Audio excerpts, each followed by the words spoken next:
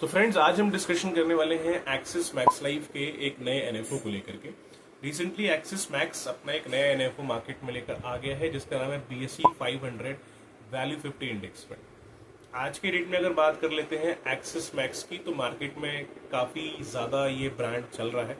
काफ़ी सारे लोग हैं जो इसके साथ जुड़ना चाहते हैं, क्योंकि एक्सिस मैक्स ने ऑलरेडी जो काफ़ी सारे एनएफओस को, काफ़ी सारे जो फंड्स को पास्ट के अंदर लेकर आया है, उनके रिटर्न बहुत अच्छे देखे गए हैं। इनफैक्ट बहुत सारे ऐसे भी एनएफओ हैं जिनके रिटर्न अगर हम चेक करें इस टाइम पे पिछले 6 महीने साल भर के, तो लगभग 15-16% से ऊपर के ही रिटर्न प्रोवाइड कर रहे हैं। तो ग्रोथ काफ़ी अच्छी है। मतलब जिस तरीके से पैसों को मैनेज कर रहा है ये एक्सिस मैक्स, काफ़ी तरीके से पैसों को मैनेज कर रहा है। यही रीज़न है कि पीछे के रिटर्न्स भी काफ़ी सारे फंड्स के अंदर लोगों को बहुत अच्छे देखने को मिल रहे हैं, राइट। अब अगेन एक नए एनएफओ के साथ मार्केट में एक्सिस मैक्स ने एंट्री करी है, तो ये बेसिकली किस टाइप का फंड होने वाला है, क्या क्या इसमें फायदे हैं, हम सारा डिस्कशन करने वाले हैं आज की इस एक वीडियो के अंदर। सो बने रहिए स्टार्टिंग से लेकर एंड तक, ताकि आप जब भी इसमें इन्वेस्टमेंट करने जाएं तो किसी प्रकार का डाउट एंड क्वेरी आपके माइंड में इस फंड के रिगार्डिंग ना हो। सबसे पहले एनएफओ की स्टार्टिंग डेट की बात कर ली जाए तो इसका जो बेसिकली प्री एनएफओ का लास्ट डेट है that is the 31 July and ये अवेलेबल रहेगा टिल 10th। ठीक है, 10 अगस्त तक अवेलेबल आप रहेगा। इसका पैसा एनएफओ अप्लाई कर सकते हैं। एनएबी का जो प्राइस यहाँ पर रहेगा 10 रुपीज के हिसाब से इसकी एनएबी रहेगी। अगर आप इसको ऐसा एनएफओ पीरियड में अप्लाई करें तो डेफिनेटली जो एनएबी का प्राइस देखने को मिलेगा वो 10 रुपए के हिसाब से एनएबी का प्राइस देखने को आपको यहाँ पर मिलेगा। आपको अलॉटमेंट उसी बेसिस में दी जाएगी अगर आप इसको एनएफओ पीरियड में इसको अप्लाई कर लें। ठीक है, दूसरी चीज, अब इस इंडेक्स की रिटर्न की बात करते हैं। तो बेसिकली अभी ये जो फंड लेकर के आया है BSE 500 वैल्यू 50 इंडेक्स फंड, इसका हम इंडेक्स का डेटा निकाल सकते हैं BSE की साइट से।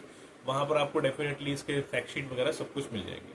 तो अगर हम रिटर्न्स की बात करें कि ऑलरेडी जो एनएफओ अभी लेकर के आए हैं, अगर इसके इंडेक्स के रिटर्न की बात करें तो कितना रिटर्न दे रहा है, तो बेसिकली इसका जो बेस डेट है वो काफी पुराना है। इसका बेस डेट है, अगर हम इसके 5 साल के, 7 साल के, 10 साल के रिटर्न्स अगर चेक करना चाहें इंडेक्स के, तो आसानी से हम चेक कर सकते हैं। लास्ट 5 ईयर से ऑन एन एवरेज 41% का रिटर्न ये प्रोवाइड कर रहा है। और वही अगर हम इसके 7 साल के रिटर्न की बात करें, लगभग 22% के आसपास का रिटर्न प्रोवाइड कर रहा है फ्रॉम लास्ट 7 ईयर्स। अगर इनके 10 ईयर्स रिटर्न की बात करी जाए तो लगभग 18% के आसपास ये रिटर्न प्रोवाइड कर रहा है। तो रिटर्न आई थिंक ठीक दे रहा है। अगर हम इनके लॉन्ग टर्म की बात करें, शॉर्ट टर्म की बात करें, तीनों फॉर्मेट्स में रिटर्न काफी अच्छे खासे प्रोवाइड कर रहा है। ठीक है, कंपनीज की बात करी जाए तो कंपनी भी इसके अंदर काफी बेस्ट रहेंगी। फंड एक तरीके से इंडेक्स का नाम ही है BSE 500 वैल्यू 50। तो जो इनके पास 50 कंपनीज रहेंगी वो 500 में से सिलेक्शन करने वाले हैं। 50 कंपनी को आपका पैसा 50 कंपनी में इन्वेस्ट करेंगे जो बेस्ट कंपनीज रहेंगी। बेसिकली साल में 4 बार यहाँ पर रीबैलेंसिंग भी हो रहा है।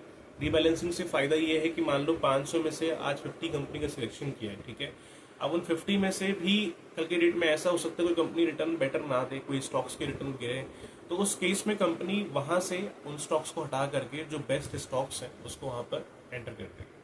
तो रीबैलेंसिंग का ये फायदा रहता है कि जो भी स्टॉक्स परफॉर्म नहीं कर रहे उनको हटाने से, एक बेस्ट स्टॉक को ऐड करने से ग्रोथ की जो ग्रोथ है कहीं ना कहीं बढ़ जाती है, फंड की ग्रोथ जो है। ठीक है, यहाँ तक क्लियर है। अब इसके अलावा रीबैलेंसिंग के अलावा सबसे इंपॉर्टेंट चीज ये है कि ये जो फंड लॉन्च हुआ है ये म्यूचुअल फंड के साथ में लॉन्च हुआ है कि अभी इस टाइम पे यूलिप के साथ में लॉन्च हुआ है। ये वाला जो फंड है इस टाइम एज एनएफओ यूलिप के साथ में इस टाइम पे मार्केट में लॉन्च हुआ है। प्लान्स काफी सारे होते हैं। जैसे हम यूलिप में इन्वेस्टमेंट करते हैं तो प्लान बहुत सारे होते हैं। रिटायरमेंट वेरिएंट भी होता है, चाइल्ड वेरिएंट भी होता है, ग्रोथ वेरिएंट भी रहता है।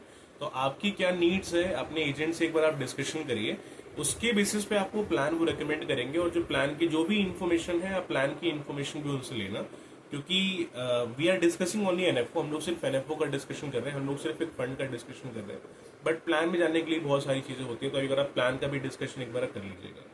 सारा डिस्कशन एक बार आप एजेंट से करना कि क्या इसमें मिनिमम क्राइटेरिया है, कब से कब तक हम कर सकते हैं, रिटायरमेंट कर रहे हैं तो कब से कब तक आपको इसमें पेंशन आएगा, राइट, क्या एक्सपेंस रेशियोज हैं, जो भी है सारी चीजें एक बार आप डिस्कशन कर लेना। फिर भी कुछ अगर डाउट्स अगर रहते हैं रिगार्डिंग दिस, अपना क्वेश्चन आप रेज कर सकते हैं कमेंट के अंदर। I give the answer as soon as possible. अब इसमें अप्लाई अगर मान लो हम करने अगर जा रहे हैं तो अप्लाई करने के बाद जो अलॉटमेंट है, मतलब 10 तक ये एनएफओ अवेलेबल रहेगा, तो लगभग 10-11 तक ही इसका जो अलॉटमेंट है वो आप लोग को मालूम पड़ जाएगा।